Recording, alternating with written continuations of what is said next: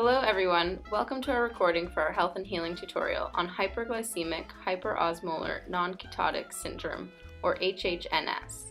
Carla, Nicole, Winasa, and myself, Sarah, will be introducing our case study, exploring the pathophysiology and pharmacological treatments for HHNS. Now, I'll pass it over to Nicole to introduce our case study.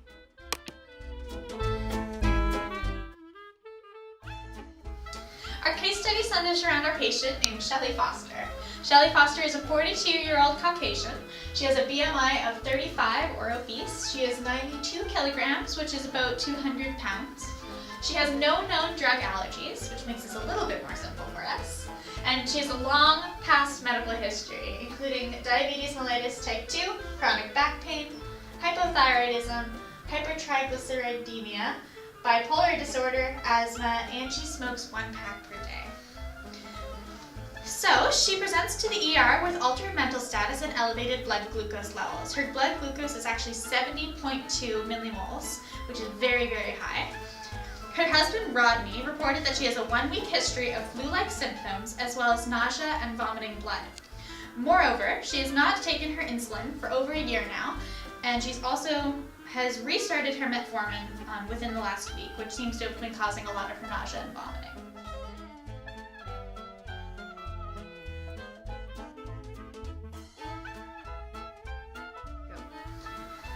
So type 1 versus type 2 diabetes. Type 1 diabetes is commonly called juvenile onset or insulin-dependent diabetes, whereas type 2 is called adult onset and insulin non-dependent diabetes.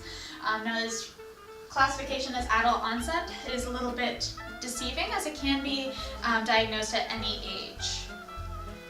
So type 1 diabetes is commonly found in 5 to 10% of patients, and it's caused by an autoimmune type response where the immune system actually destroys the beta cells in the pancreas, which are the cells that make insulin. So this causes the deficiency. So without insulin, the body cannot absorb glucose into its cells, and there's no way to prevent type 1 diabetes. Low blood sugar episodes are very common in type 1 diabetes, and it's most commonly diagnosed in childhood. In type 2 diabetes, it's in 90 to 95% of patients. It leads to insulin resistance caused usually by lifestyle choices like uncontrolled weight, unhealthy diet, and lack of exercise. So therefore it can actually be reversed in some cases by eating well, losing weight, and exercising regularly. However, not in all cases.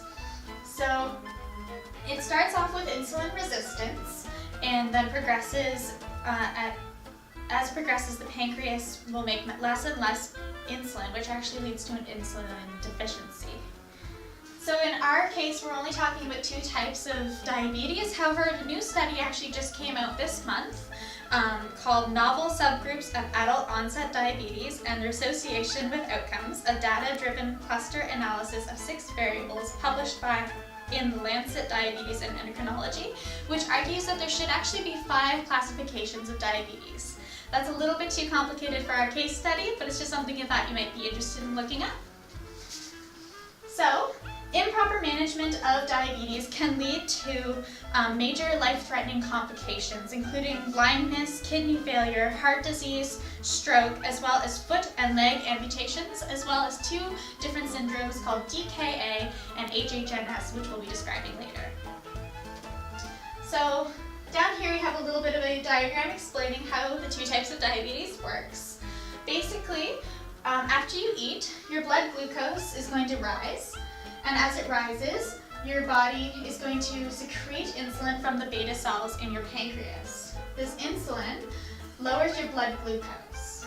So your blood glucose goes down, and once it goes below the set point, your alpha cells in your pancreas are going to release glucagon, which will raise your blood glucose because it affects the liver and breaks down glycogen, which is stored there, into more glucose, therefore rising your blood glucose overall. In type 1 diabetes, like I said, you have a deficiency in insulin secretion, so your beta cells are affected and your insulin secretion is affected. Where in type 2, your insulin effect is actually what is affected overall, so you are not responding to your insulin as you should be.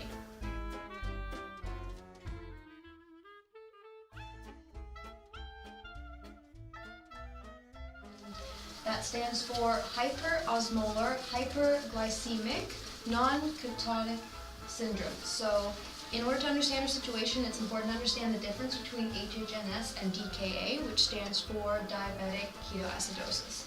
So the major difference between the two is in Hhns, it's usually patients with type 2 diabetes, and DKA, it's usually patients with type 1 diabetes.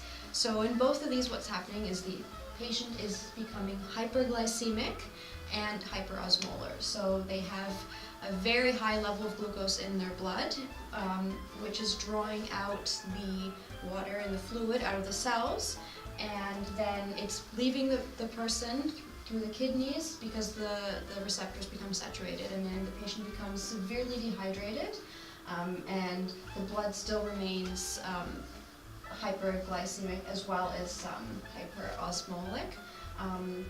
The biggest difference between the two is in Hhns, there is a relative insulin deficiency, so there's enough insulin for the body to be able to have enough glucose to function.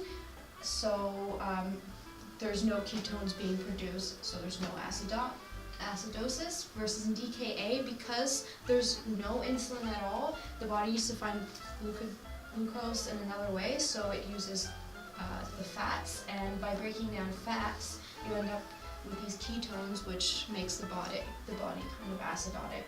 So Hhns occurs slower. It kind of happens between the days and weeks, and the DKA is between hours and days, so it's a much more acute situation.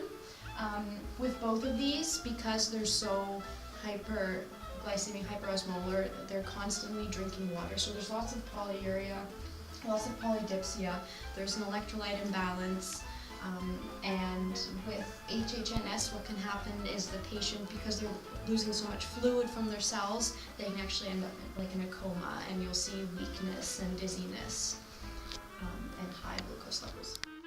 So treatment usually occurs in the ICU and includes IV rehydration, usually normal saline, IV insulin to correct the high levels of glucose, and electrolyte correction if imbalances occur. So this would be specifically potassium.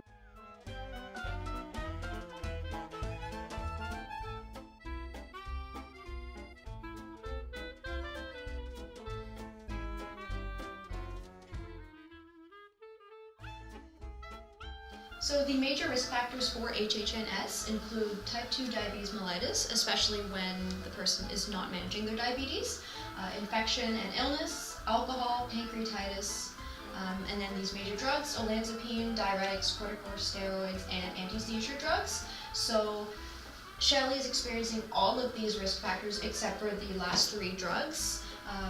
Age is also another risk factor, so over the age of 65 you're more likely to experience Hhns, but also Shelley's not experiencing the same.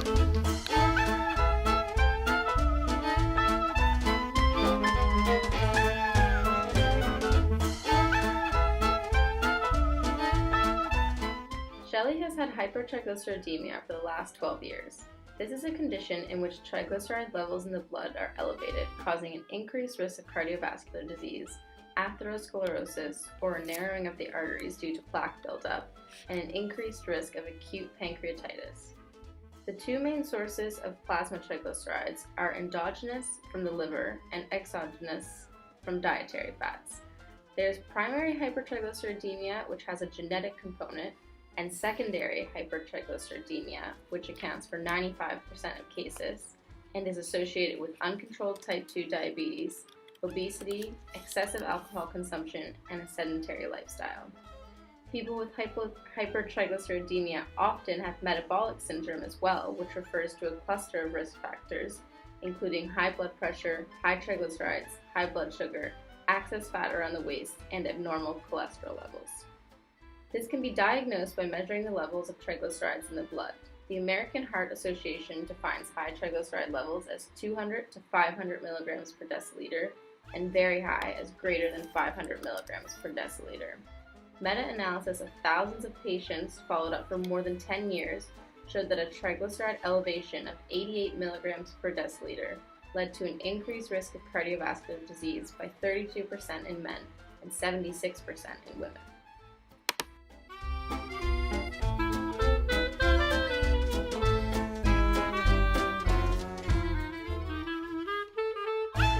Yet another of Shelley's comorbidities would be hypothyroidism, also known as underactive thyroid. Risk factors for hypothyroidism include being a female and being over the age of 60. It can be caused by autoimmune diseases, radiation therapy, and certain medications, especially lithium, which, as we've said before, Shelley has been taking. Symptoms are slow to develop, and sometimes there are no initial symptoms at all. Initially, they will turn into fatigue, cold sensitivity, muscle weakness, elevated cholesterol, depression, low heart rate, and muscle aches. Chronically, if left untreated, hypothyroidism can cause extreme weight gain, joint pain, infertility, heart disease, and a goiter caused by enlarged thyroid.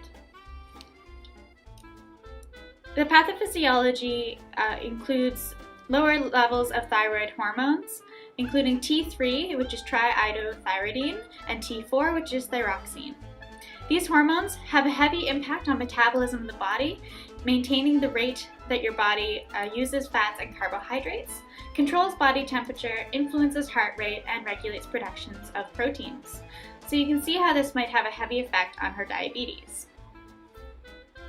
It's diagnosed through blood tests, specifically the TSH, or thyroid stimulating hormone blood test. A higher level of TSH is indicative of an underactive or untreated underactive thyroid. The TSH is produced by the pituitary gland in the brain, and it's used to try and stimulate the thyroid hormone to produce T3 and T4. When your thyroid doesn't respond, though, your pituitary produces more and more TSH, causing these really high levels of TSH hormone in your blood. Treatment is usually done with synthetic thyroid hormone, specifically levothyroxine, which we'll be discussing later in our presentation. The medications need to about 1 to 2 weeks for onset to occur, and it will also help treat high cholesterol and reverse weight gain caused by hypothyroidism. Doses must be carefully adjusted very often, so regular blood tests should be scheduled.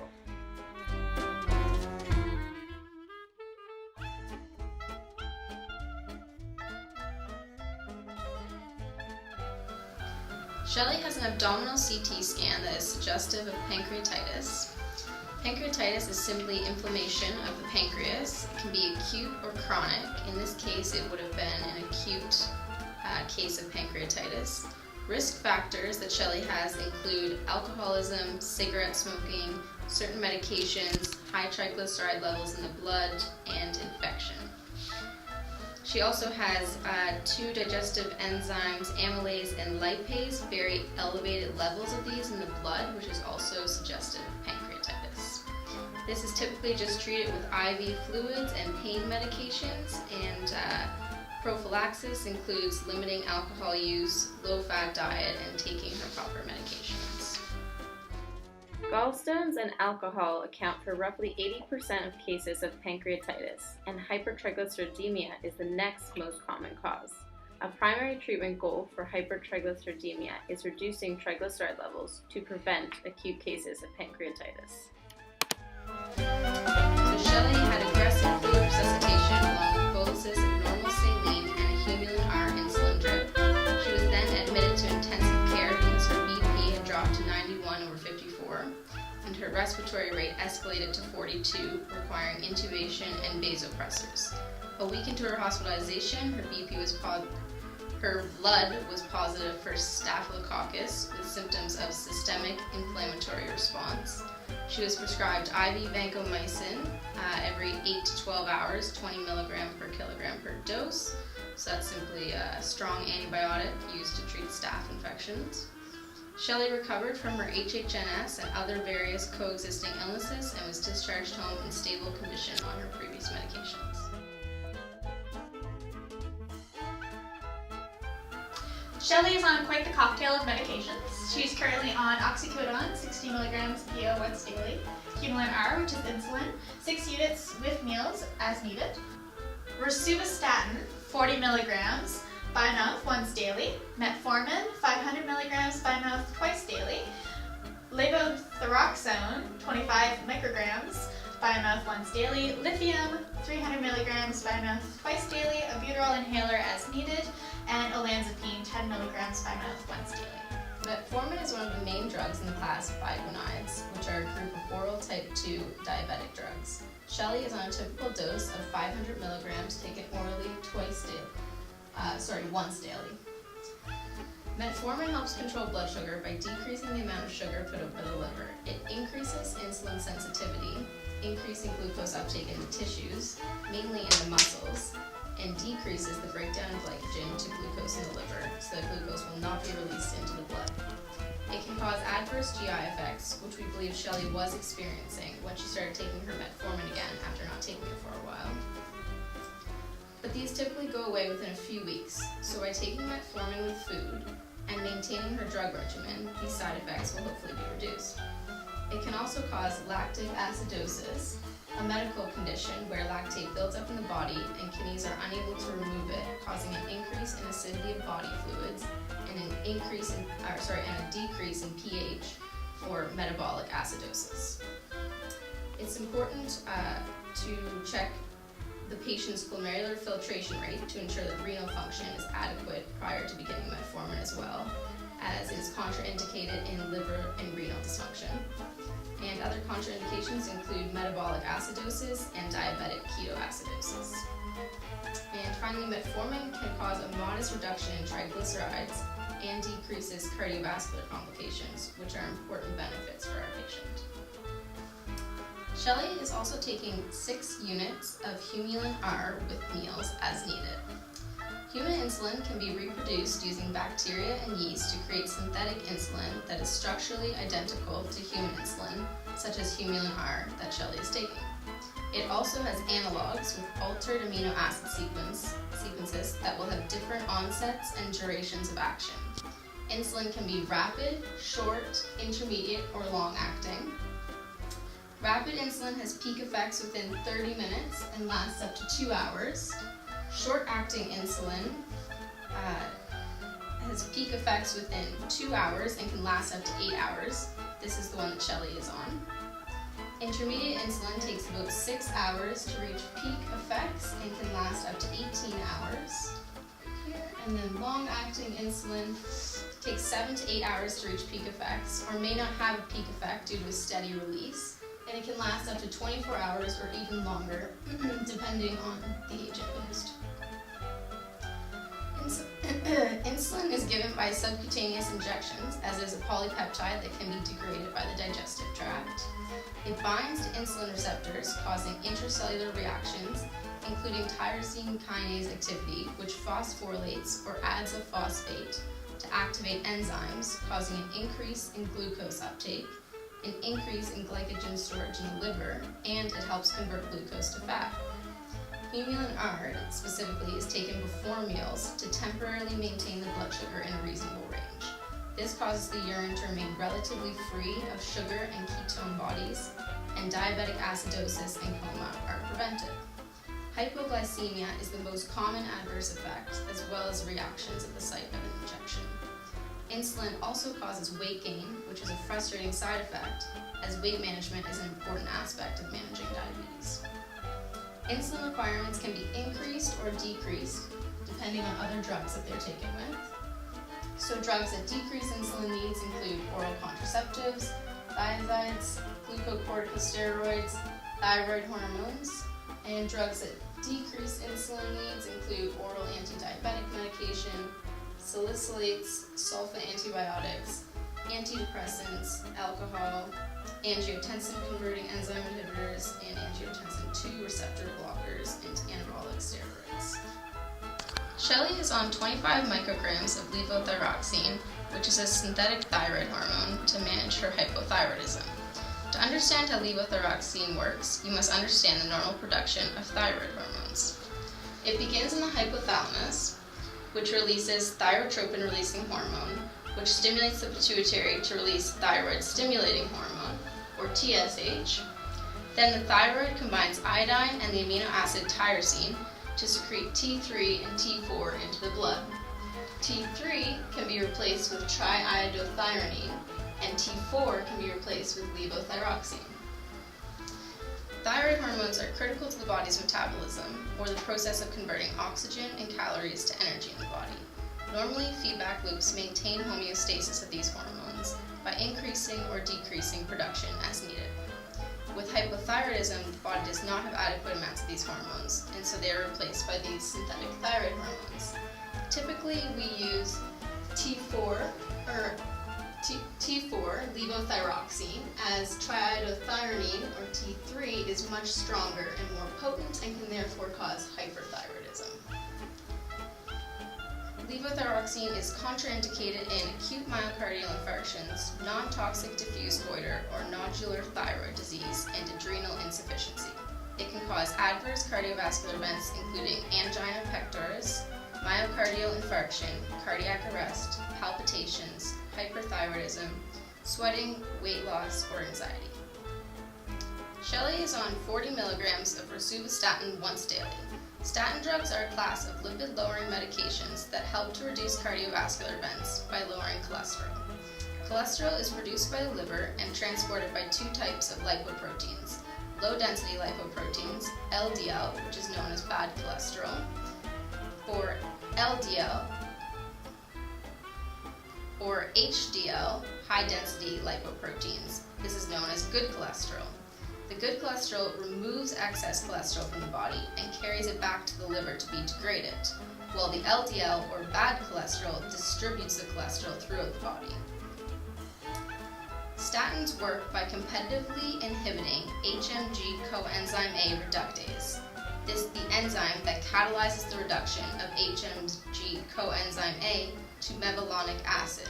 This is the rate-limiting step in cholesterol biosynthesis, as seen here. Action. This leads to an upregulation of LDL receptors in the liver, which decreases LDL cholesterol in the blood. Statins are contraindicated in liver disease and pregnancy. Adverse effects include GI upset, nerve pain, headaches, confusion, pancreatitis, or weight gain. Also in lithium, she's on 300 milligrams twice daily, orally. So lithium is used as a first-line antipsychotic, but it is kind of a class of its own. So she's taking it for her bipolar, which she's been diagnosed with. So lithium reduces the severity and frequency of the mania, and it can relieve and prevent bipolar depression. The mechanism of action is kind of unknown, but they theorize that it reduces the severity. Sorry, I'll have to redo that. Lithium alters sodium transport in nerve and muscle cells, which results in interneural metabolism of catecholamines, but it's not really known how it works with the mania. But basically it's thought to strengthen nerve cell connections in the brain regions that are responsible for behavior, thinking, and regulating mood. So normal doses really depend on the serum lithium levels. It does have a very narrow therapeutic range, so you always have to check that. There is a toxic dose which starts at 1.5 milliequivalents per liter, but the dose kind of depends on what part of the cycle she's in and which kind of bipolar she was diagnosed with. Lithium, because it has such a narrow therapeutic range, can be severely toxic, can also cause hypothyroidism and coma, as well as angioedema. So there are lots of contraindications because of this, so cardiovascular disease and dehydration. It also interacts with diuretics, olanzapine, oxycodone, and humulin R, which is insulin. So Shelley's also on olanzapine, which is an atypical antipsychotic. She's on 10 milligrams daily, PO. It's a dopamine and serotonin antagonist, specifically serotonin antagonist. So a normal dose for monotherapy is between 5 and 20 milligrams daily, PO. With the olanzapine, there are many side effects, including increased weight, increased triglycerides. It can cause DKA, which is diabetic ketoacidosis. It can cause hypercholesteremia, it can cause hyperglycemia, it can cause pancreatitis, and it can actually also cause Hhns. There are also quite a few interactions with the olanzapine, which include the lithium, oxycodone, alcohol, and tobacco. So Shelley's also an albuterol. She's taking it as needed for her asthma. It is a bronchodilator, and it's a beta-adrenergic agonist, and it binds to the beta-2 receptors in the lungs. Adverse effects include tremor, tachycardia, nausea, bronchitis. It can actually cause DKA and hyperglycemia as well, hypertension and hypotension. So there are no major interactions. The only thing to consider would be hypersensitivities. Oxycodone. She's on 60 milligrams once daily PO. It's a semi-synthetic opioid. It's an opioid agonist and is selective for mu receptors except in high doses. Adverse effects include constipation, nausea, hypotension, and respiratory depression. So that's why it's contraindicated for anybody who is experiencing respiratory depression, who's taking lithium, olanzapine, and alcohol.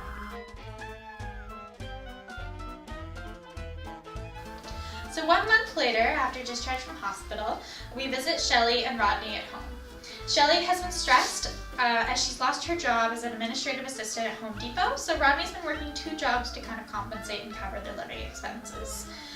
We see lots of empty beer bottles in her house, and Shelley is having some problems slurring her speech. She seems very unsteady on her feet.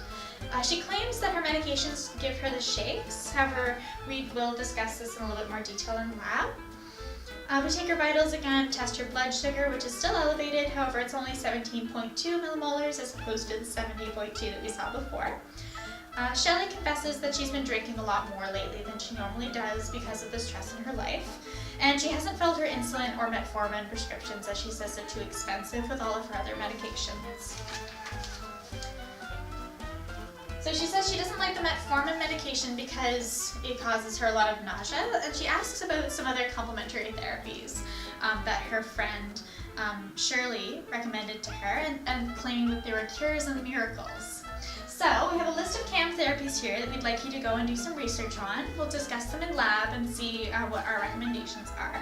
These include massage therapy, acupuncture, fenugreek, Mamortica charantia, which is bitter lemon or bitter melon, and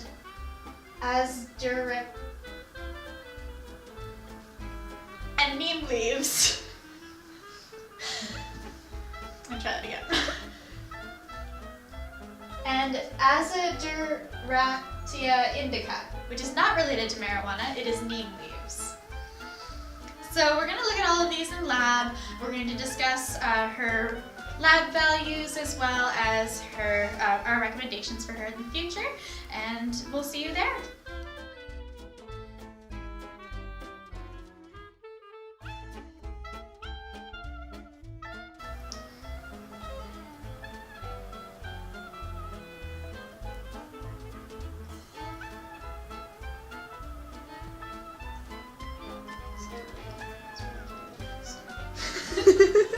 No, I think you guys are gonna leave it for like 15 seconds. Okay, we're here. Okay. Guys, I don't have the next step. There it is. Okay, we have to stop. We have to redo this. I'm missing. I don't have it. Her husband, Rodney, reported that she had a 1-week history of flu-like symptoms. Her husband, Rodney, reported that she has a 1-week history of flu-like symptoms, as well as nausea and hematitis. How do you say that, guys? Hematitis is what I just said, but I'm pretty sure that's not right. Just vomiting blood. Just say vomiting blood. And, okay, I'm just going to say that whole sentence again. Alright. Oh. I'm not filming. Okay. Alright, and go. Shoot, guys. I can't say these words. Alright, just a second. I'm a weird angle. Okay. I think I'm ready. Hhns, which stands for hyperosmolar. You're laughing. I didn't have HHNS or DK. Okay. So I'm Action. sorry. No, whenever you're ready. I'm recording. You can just start when you're ready.